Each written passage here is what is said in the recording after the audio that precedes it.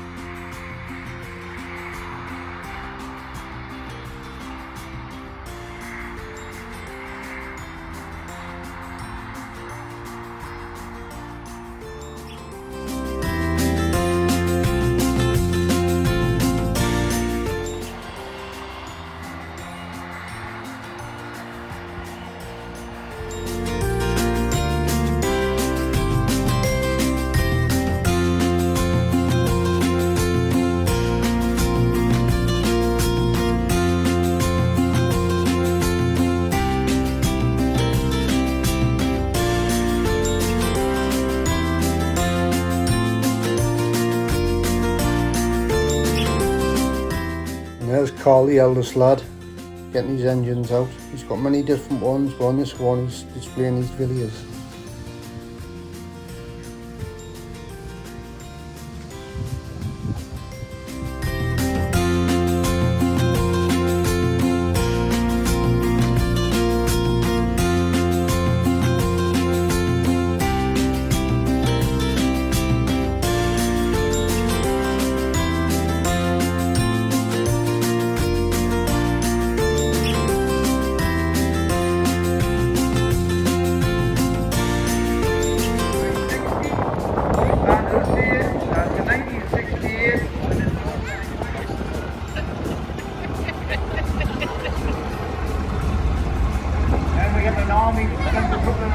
Army lorries coming in here.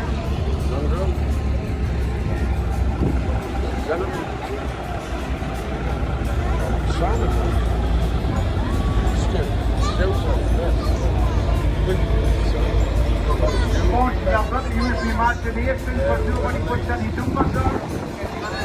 For example,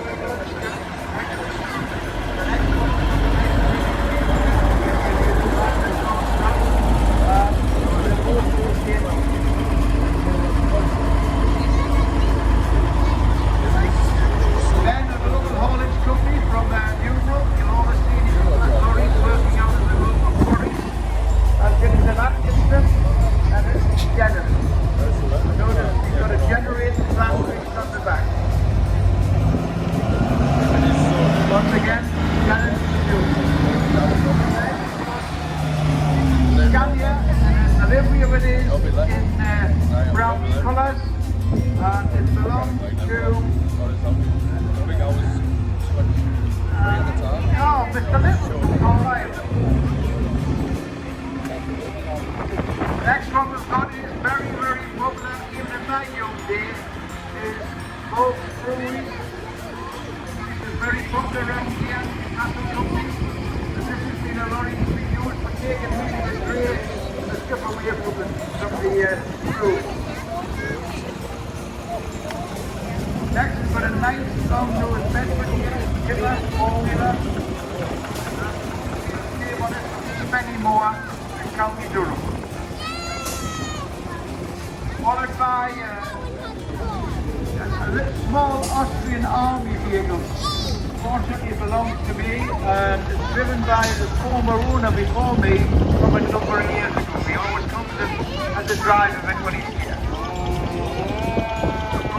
Then we've got a nice Scamel, obviously with the jelly on the back, and that is from Arthur Wakefield, and that's Little Lane, County Durham. Next coming round, we've got the fire engine. I've only got the one here, maybe two today. In the past we've had a few demonstrations, but today I think he's going to tell you a little bit about this fire engine and tell people what it is. After the war, Merryweather decided that petrol engines were out and decided in 1949 they were going to make diesel. And this was the first diesel fire engine to be bought by a brigade in the north.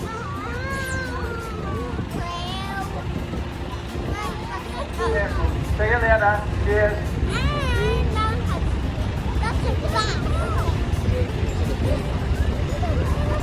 The next we've got a Scammell Rootman, and it's a 1974.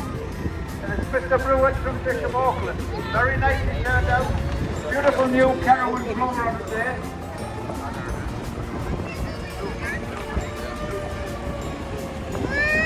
Then we've got a Land Rover Series 2A, 1966. And that's owned by Mr. Parker from Penrith. Hello, where's the International?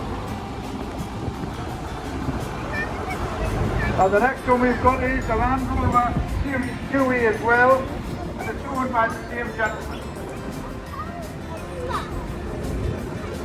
The next one we've got here is a Morris the Bedford J-type, and Mr. Barnes from Army. Then we've got the Army trucks coming around once more. You go out this time, Lawrence, on the way around.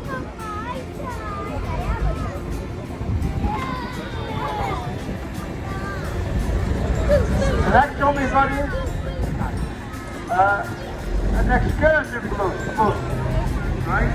And basically what you call a caravan in the old days when we all used to go on Richardson buses, like Whitley Bay or somewhere like that for holidays. This type of bus we went on. Mr. Richardson's here today. He usually has some classic cars on the top, but not today with his ERF. This lorry originated in the Tyne Valley because the registration is SNL. So it maybe worked locally for somebody before. The next one we've got in is Mr. Burns driving, and he's driving Crawford Volvo. Beautiful restructure. He's actually got a tank for it as well, but he hasn't got it here today. Lovely, well presented, and even polished it. The one he drives every day is not as well polished.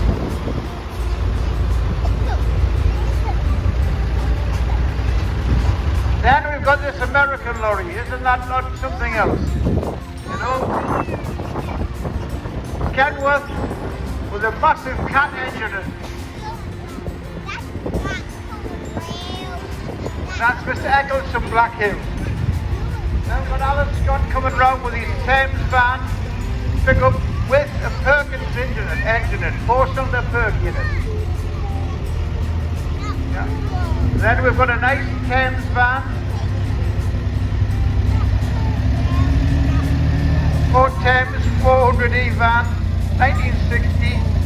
Mr. Boble from 88 Bank.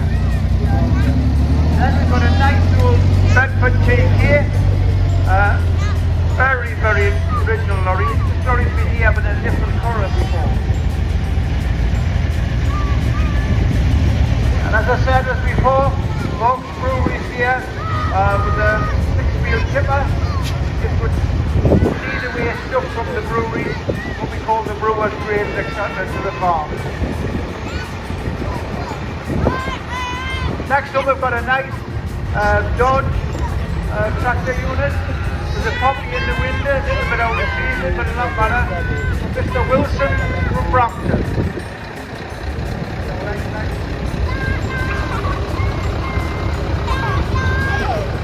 And then we've got a nice Bedford again. That's Mr. Bloomfield from Spennymoor, how we do.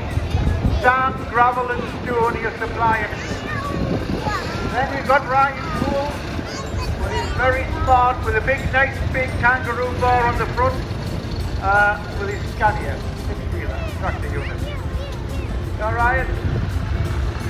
Followed by his 6-wheeler flat lorry, mainly which is used by him for shifting caravans, etc.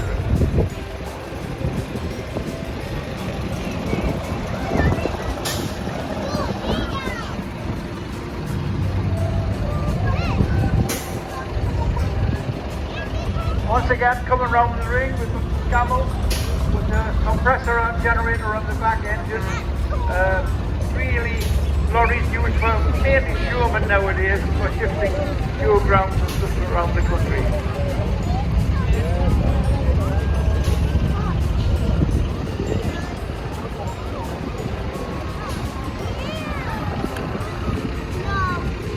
Once again, we've got the Scammell Routeman, as I see it, built in 1974 and is owned by Mr. Brewer, who picked them up. Next one is number 19, which is a Land Rover Series 2A, built 66. Mr. Parker from Penrith and on behind as well. Usually has international lorries. I think he spent a bit of money on it since he purchased it, and very well presented to me.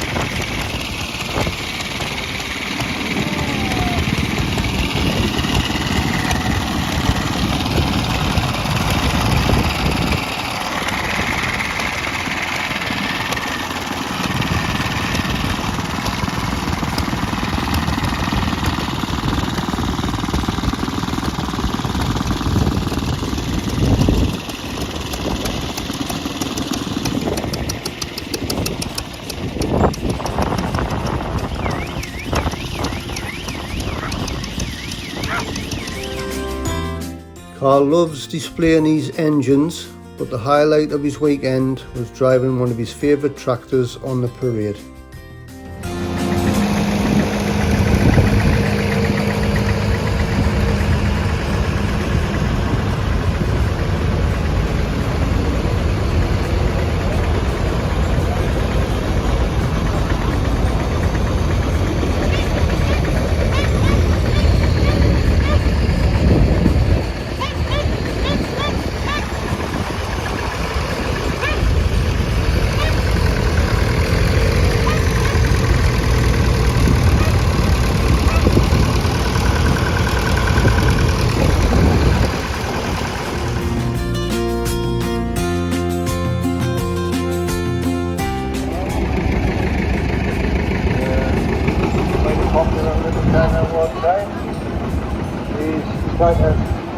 The early tractors in the case lanes, it was fitted with a Waukesha engine. We've got a big John Deere here, an 8410, very good built tractors.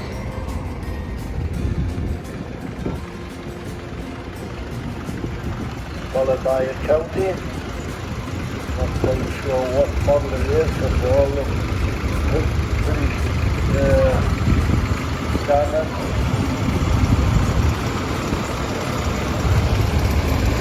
Yeah, it's 1174. 117 horse. Followed by a John Deere R, 2-cylinder John Deere diesel. The first was a John Deere diesel. Started with a donkey engine. Started little petrol engine, and that turns the main engine over to start. 2-cylinder. Followed by a Fortune Sensor. Made by Corbridge, so it comes to Wilkinson. The engine came into Fortune Sensor. Followed by a beautiful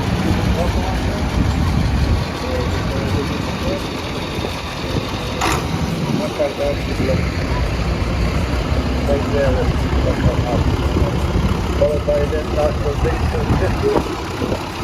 Go to that pursuit international.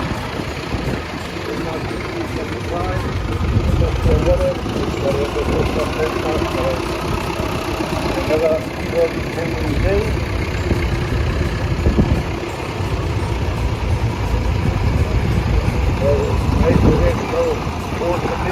just by Franklin John. Followed by an international 434. Nice. Then Franklin, just some 5414. Massey 1080, multi-power. Performance 155 and 1.2 engine. With the 144 forward design, Corbridge engine and the water engine. Followed by the International 585, 58 horsepower, 585. Followed by a war vehicle, 1390, no, it's 1390. Hard to tell the difference between the two. We've got a first with a Silverstone 90 series.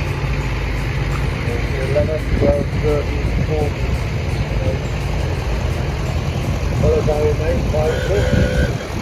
Followed by Charlie Houses, that's by Sunlar.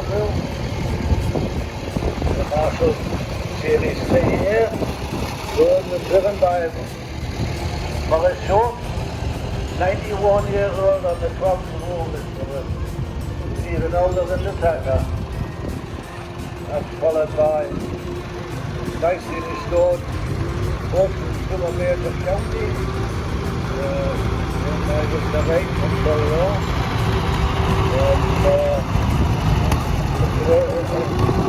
And 11 Tina Crystal, new by Lenny Sturbo. And had the only cooked engineer business in new, just up the road. Followed by another 70 and 10. This is up over the line. Group, followed on by a David Bell Copmaster, was the early one. David Bells were very popular tractor, with a windshield on. Group, followed by another 4-cylinder 35. The 4-cylinder one, followed on from the PE and the rest PE here. That was very lovely thing on it. County Super 4, 654, basically a 5,000. County control run. Followed on by the other 770. Rolling down the other road there. Very sore up that time over there.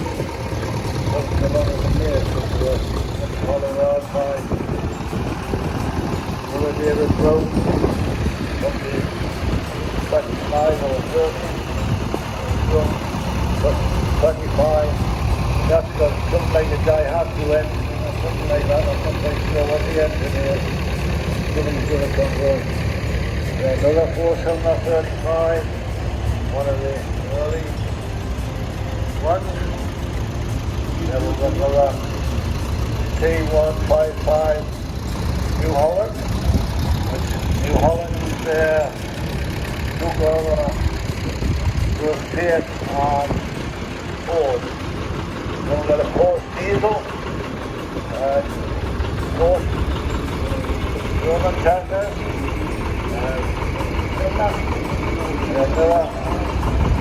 Willie Webster's New Holland there,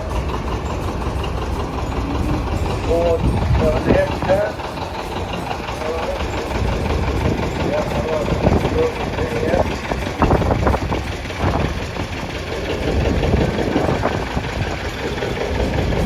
There he goes.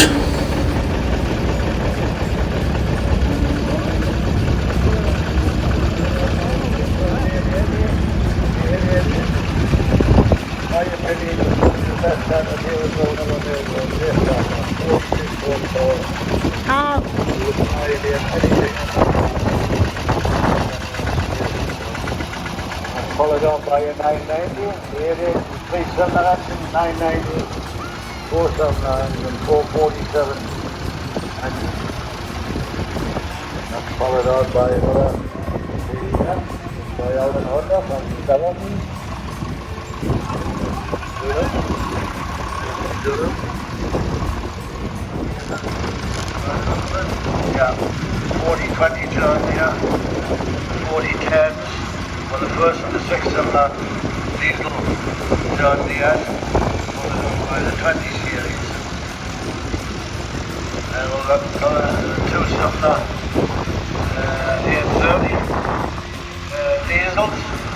Again, started with a donkey engine, with a follow-on from the Model R's. Another 3-cylinder power 135 Massey, followed by an Algier, which the Algier and the Porsche are actually the same company. Then followed by an International 434, nice little tractor, followed by a few of the other ones.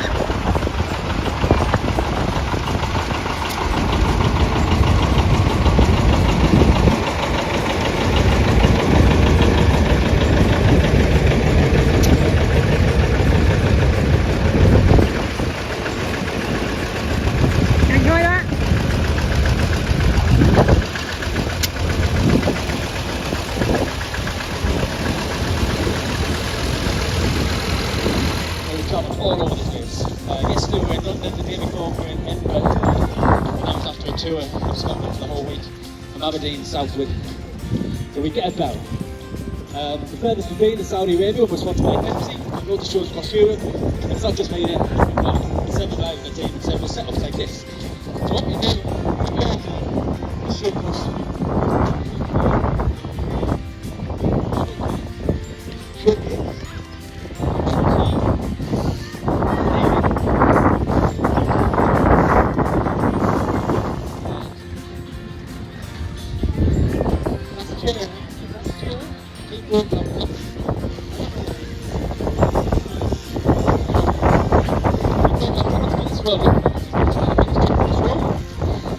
But now it's just come up and say hello.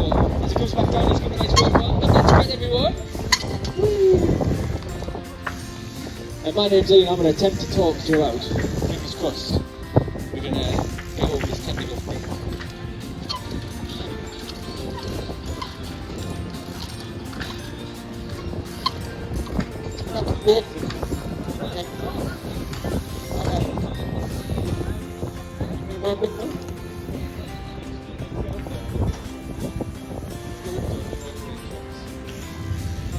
Basically, that platform is a nice place to start. You can put your feet down if it goes wrong. But from the grass, you've got to get balanced, poised, launch on the back wheel, and land balanced and poised, ready to spring back over. Let's see if it can get on that back wheel, find the rib on the rail, and spin back across. If you can, put your hands together for him. Woo-hoo. So now Brett's warmed up, we're going to have a little bunny hop competition to see who can bunny hop the highest. We've got a simple height bar there, and I'll show you why our bikes look a little bit odd.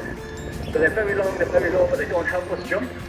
Basically, they just give us lots of room. So if Brett gets on the back tyre, we can use the length of the bike to pull his weight tall without us seating the way, he can pop the bike underneath him. And a big old bunny hop looks quite effortless, which it should do at that height. So let's see if we can go a little bit higher, and then I'll do the awkward commentary of saying something and putting the mic down. Are you going to raise the bar every time? Okay, we'll try and have a sudden death competition. We'll try and get to around about 47 inches, which is the world record when it was last done on these bikes at this height. But 40 inches is when it starts to get hard, because it's handlebar height. If any part of the bike can knock that off, you've got to start further away, land further away, spend more time in the air and all that.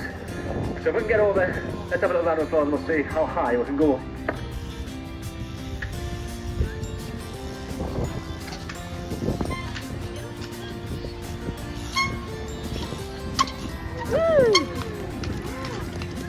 Yay!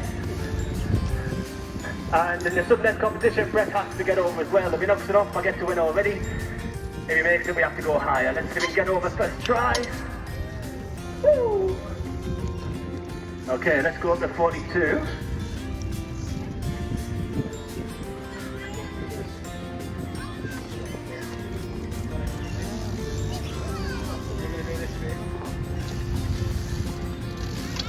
Ready?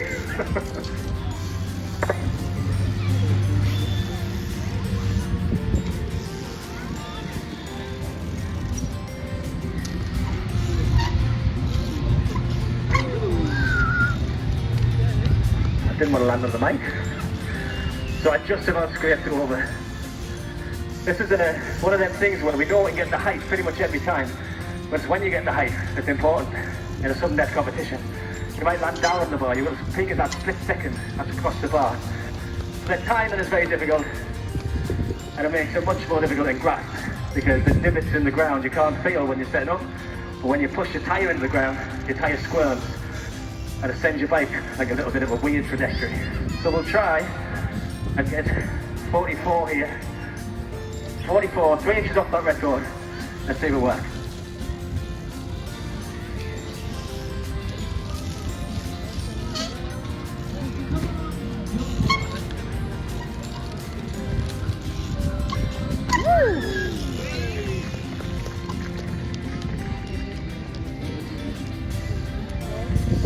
Okay, so I just about scraped it. Let's see if Brett can keep the competition alive. 44, first attempt, can he do it?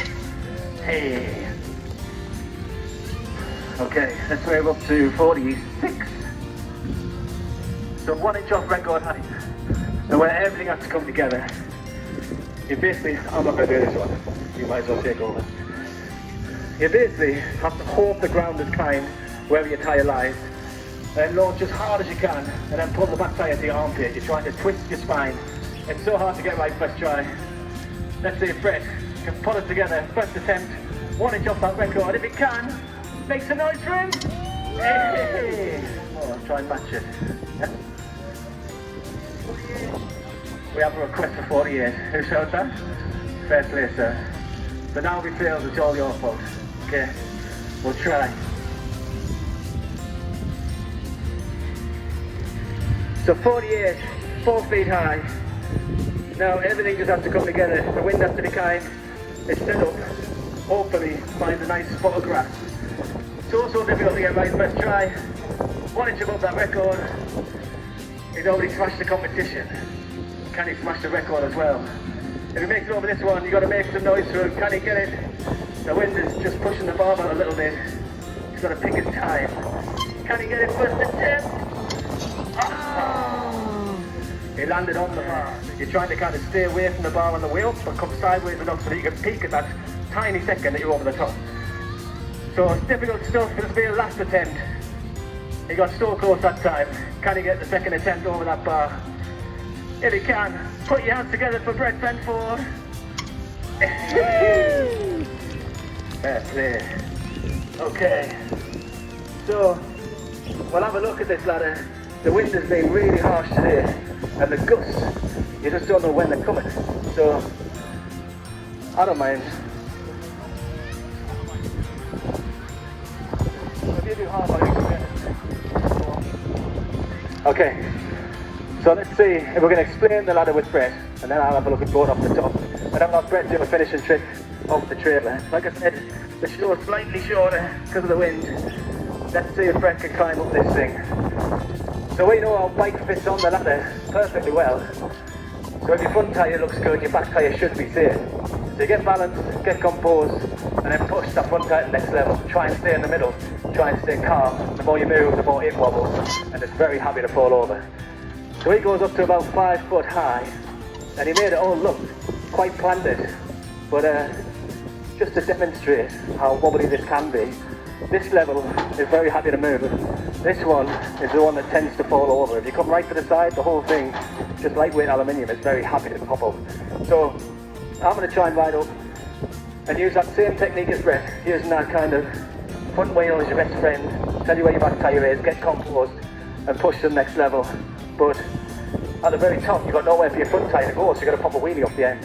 I can't do one-handed, so I'm just going to put the mic down, climb up there, and if I can get off the end without losing my face, then a round of applause would be welcome. It's horrible.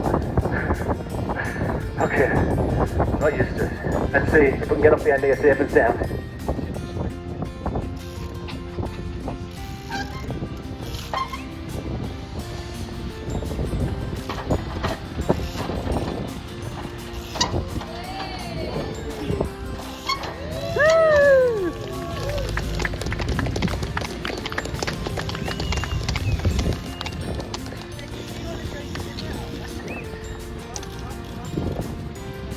Thanks, gang. That was great. Let's have one last trick from Brett.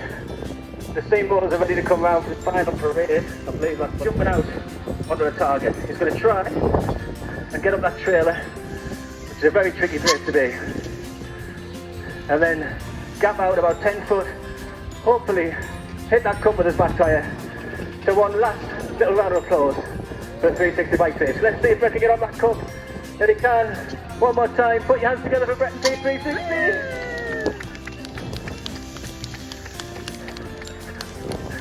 So that's our last show. I hope you enjoyed it as much as we could do. We clearly cycles display team, but you know these steam engine men, like, they want to have a little run round the ring before they go home, get a bit of steam off the machines, and give you a little final finale.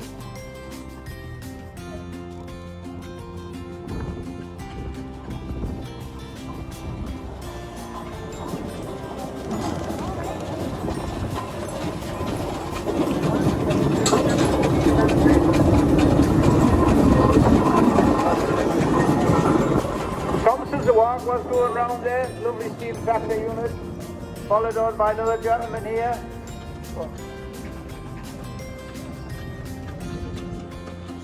On the donut stand here, and I'm going to give a little ride out on the steam engine. Where is she? Come along and see me here. Here, where you going? I got it.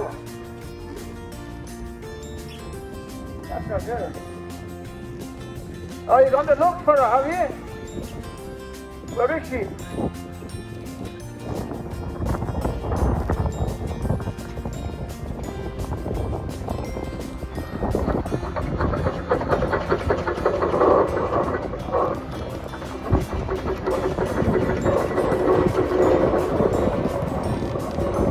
Are you just driving yourself, son?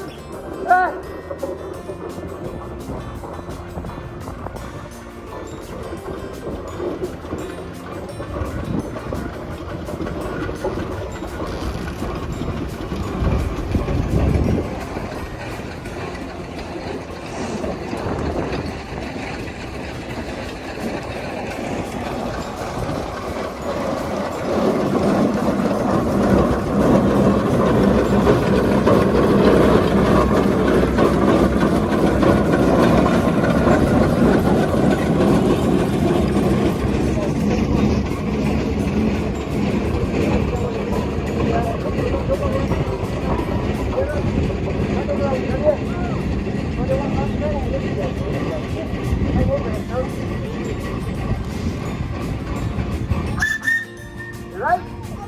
No control. Good lad.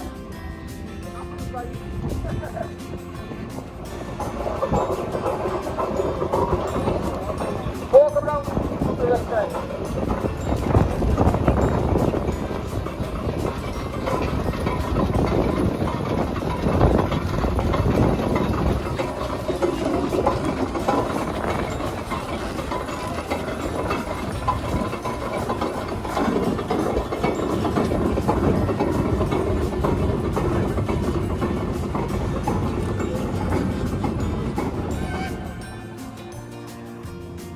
He's got a bigger horn than you.